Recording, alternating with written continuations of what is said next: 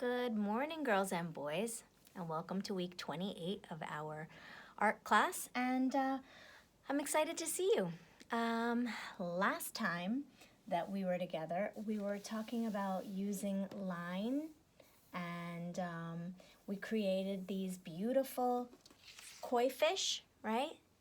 And we used curved lines, and we created a visual texture, right? Visual texture, meaning that we're trying to make it look as though it would feel curved and bumpy and scaly on the scales, on the skin of the fish, right? Which are called the scales. And so last week we drew our koi fish, whether it was one fish or two fish or a different kind of a koi fish, right? There are many different kinds of that same animal. And so we drew the fish and we colored it in. And the purpose of coloring it in crayon was to create a wax resist this week. Does anybody remember what that means? A wax resist? If not, I will be happy to remind everybody so we can revisit that. I asked you to please color in your fish and press hard with your crayons and not leave any white spaces.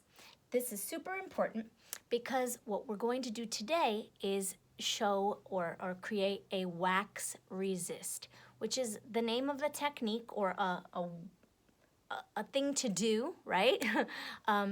It's a process in art where the wax from the crayon, right?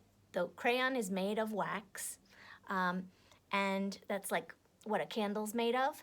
And when you color it and you fill in all the white spaces, then if you add water and ink, like ink from a marker, then the wax says, I'm resisting, says to the marker, hey, stop, get off me.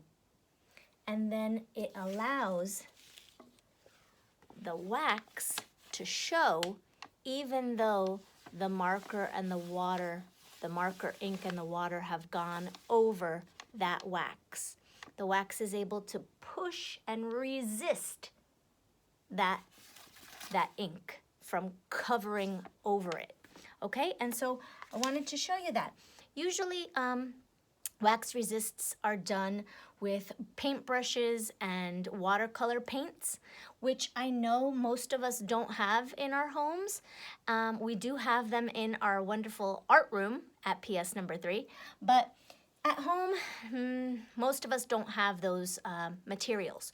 So what I did was I got creative at home, and I decided to show you how you could make your own wax resist by just using markers, a little bit of water, just plain water from the sink, and some Q-tips if you don't have any brushes. So I was going to show you that process right now. And I'm actually wearing my tie-dyed sweatshirt that looks like the wax resist that we are going to be creating. So I thought that was pretty cool.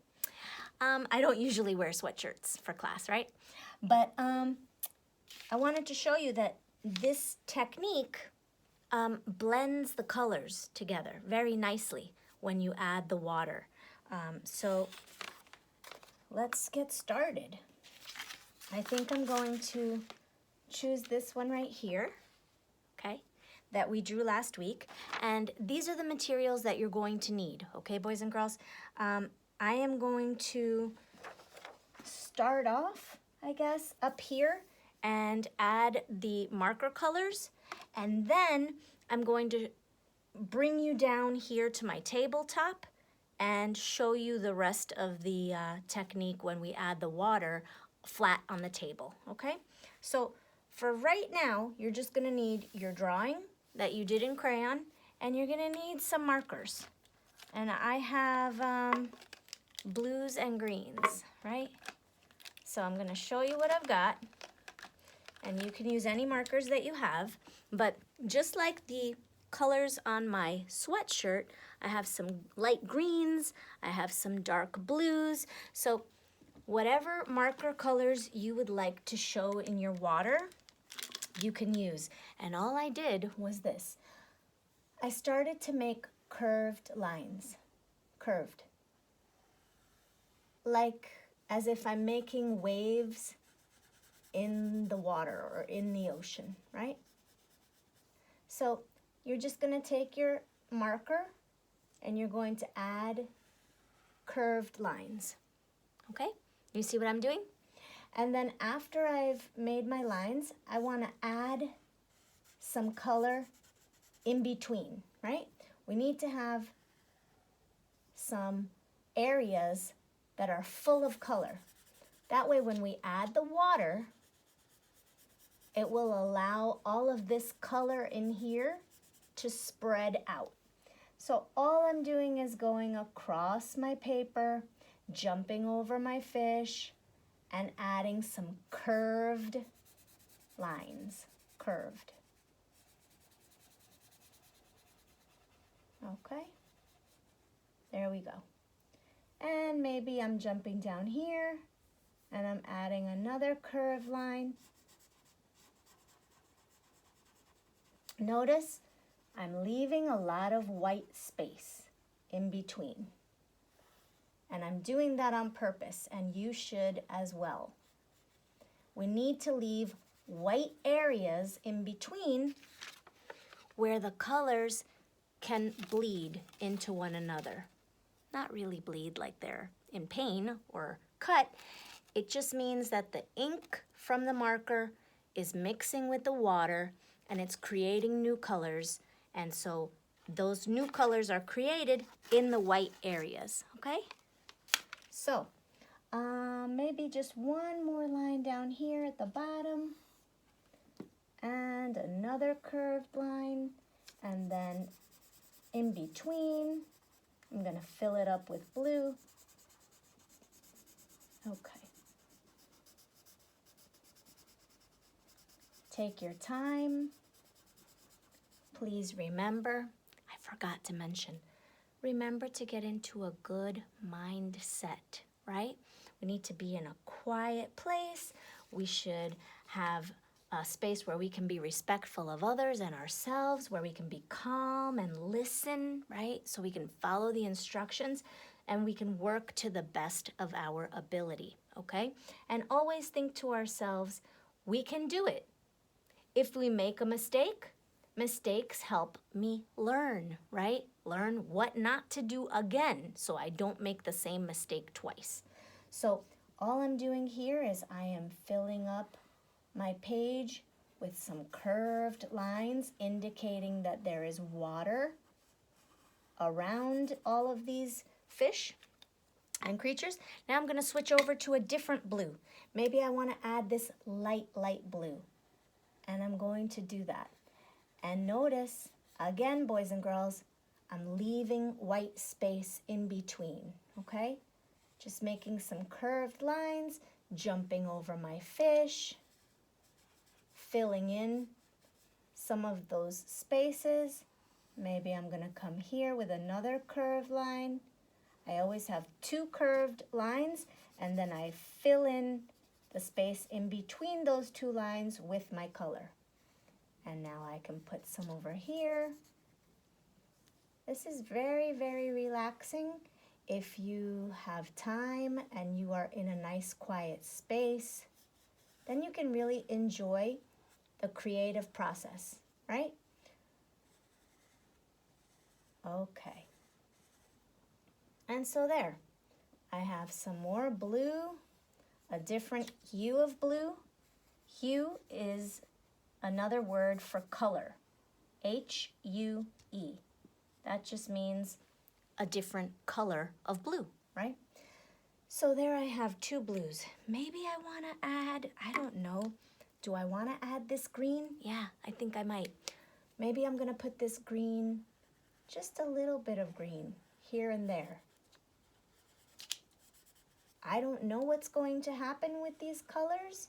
I don't know what new colors are going to be created, but I do know that it's going to be really interesting and it's probably going to look really beautiful. And I'm excited. I'm excited that I don't know what it's going to turn out like. Maybe I'm going to put a little bit of green here. Okay, so I'm just going to show you what I've done. And all I did was add some curved lines. Curved line, a curved line back, color in between, jump to my other color, do the same thing, right? Just adding curved lines. Now, if I want to continue to add other greens or blues, I absolutely can. If you only have one blue and one green, use those two. They're going to blend together to create something like what I'm wearing, right? A green blue, a turquoise, a teal, an aqua, all of those colors. They're all greens and blues. Think of it like the ocean, right? And these koi fish are probably in a pond or a lake or somewhere like that. So let's see, I did want to add just one more. I have a little bit of space here. Maybe I'm going to add one more color here. The only thing that you have to remember to not use in this wax resist, boys and girls, are Sharpie markers. No Sharpie markers, please. Why? Because Sharpie markers are permanent. Water does not affect them, right? And so that means that if you use a Sharpie marker here, you're going to add water and nothing is going to happen. This ink will not run together to create new colors and blend.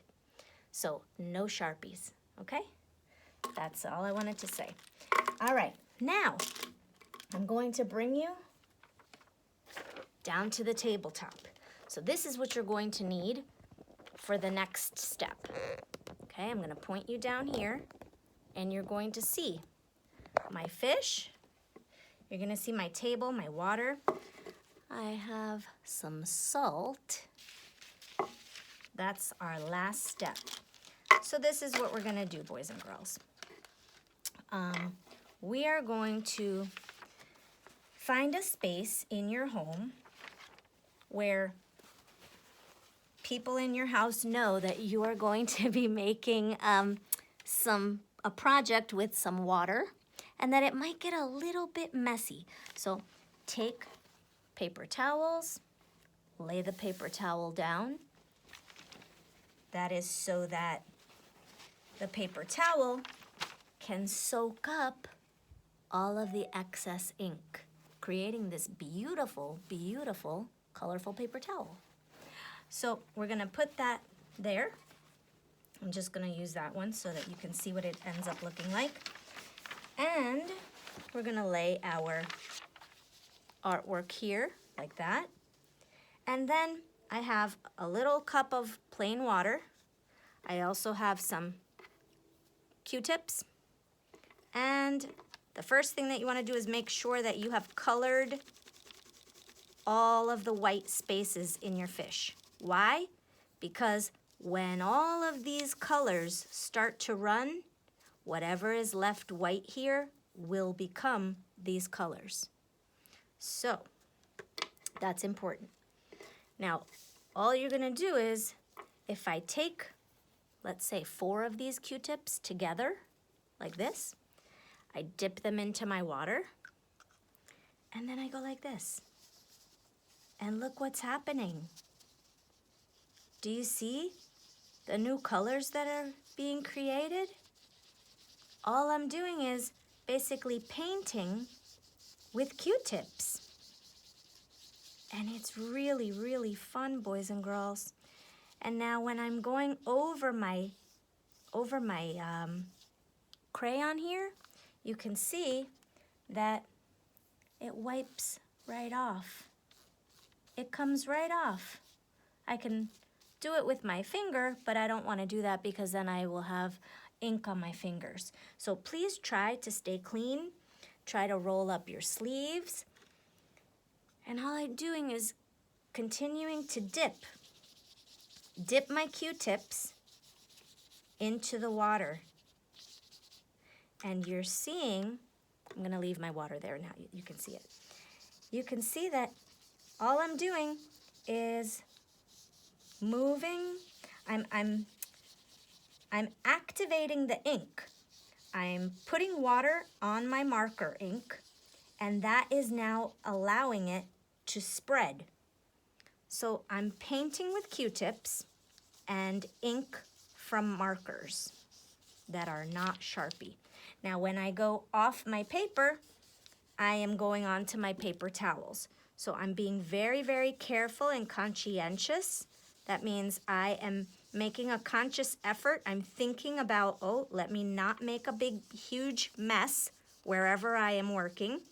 I'm trying to protect the surface below my paper towels, but I'm spreading this ink around.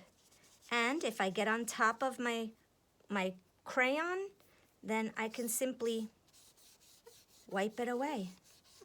And it still allows that crayon color to show through. Now if you notice, you can still see my curved lines, but not as defined, not as clear. The edges are faded and blending from one color to the next. The reason that I'm not using just one Q-tip, boys and girls, is if I use only one, it takes a very long time to blend the colors, and I want this paper to stay kind of wet, and I'll show you why that is. So I'm using 4 Q-tips, or however many you have, but 4 seems to work very well.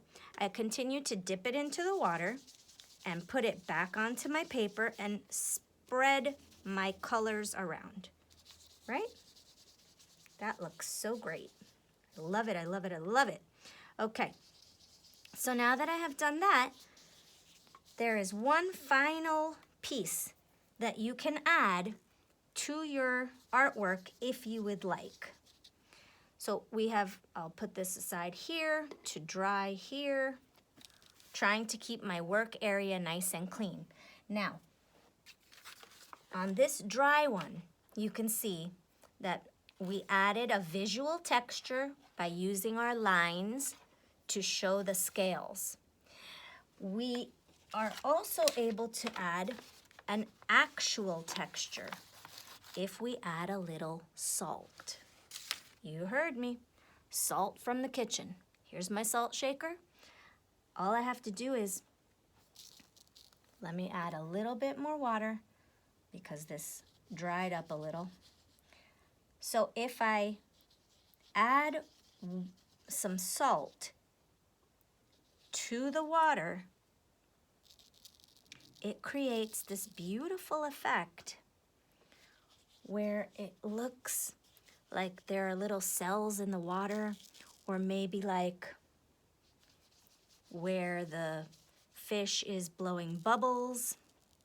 So I can place just a little bit of salt wherever I would like to, but you just have to make sure that the surface of your paper is still a little bit wet.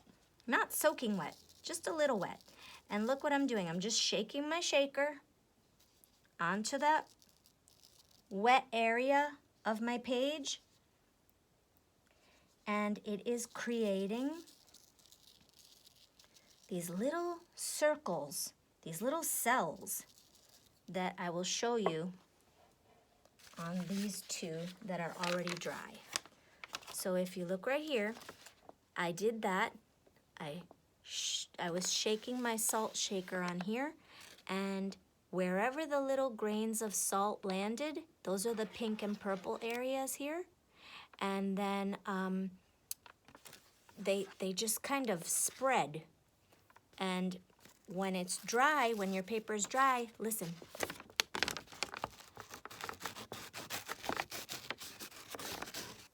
That's actually salt on my fingertips.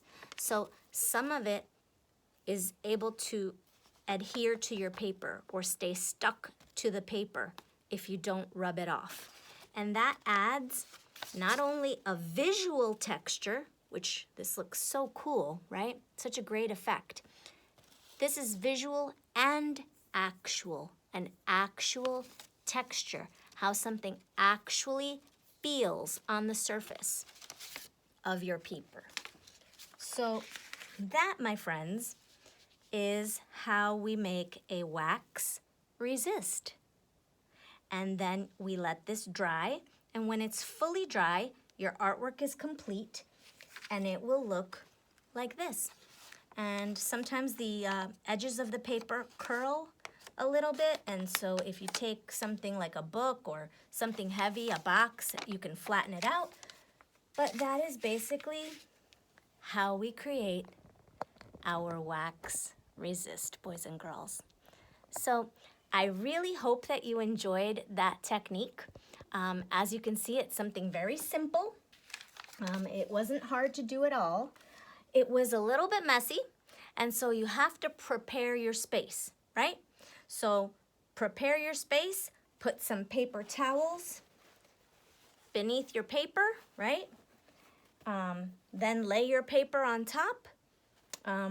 Have just a little tiny bit of water in your cup, and with your couple of Q-tips, dip them in, use them as a paintbrush. If you have paintbrushes, you're more than welcome to use them. If you have a watercolor set of paints, you can absolutely use those, right?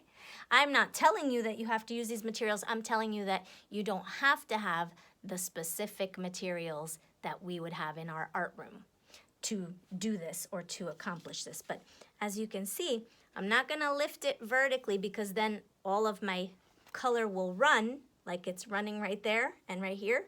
That makes a bigger mess. But as you can see, the effect is starting to work. All those little grains of salt, they are making impressions on our paper, right? And that's exciting. So I really hope that you liked doing this with me today. And I appreciate that you were all brave enough to try. So thank you for that. And I really am looking so forward to getting your artwork on Google Classroom, okay? So look, here's my piece from today. And yeah, please send me your artwork into Google Classroom. I'm so excited to see it. I hope that you enjoy the process of creating this wax resist. And please don't get me in trouble by making a huge mess everywhere, okay? Make sure that little brothers and sisters and cousins are out of the way of the water and everything else, okay? And let it dry. When you're done, don't pick it up and show everybody. It's gonna drip all over the place. Leave it flat on your paper towels and put it somewhere like this, safe to dry, okay? Yes? All right. Well, thanks a lot for joining me, and I will see you again next time, okay? Thanks a lot, boys and girls. Bye.